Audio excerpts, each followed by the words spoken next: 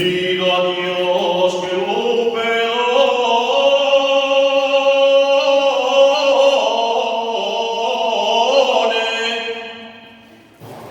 quien hable mal de dinero.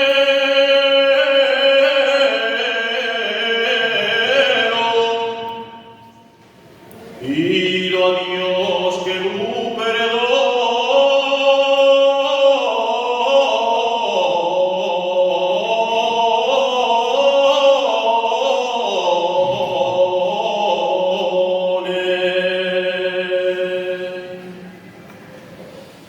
Pido a Dios que lo perdone,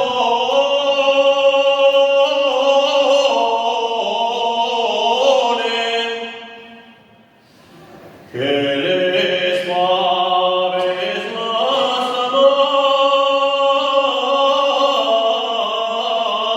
amables, soles que el minuto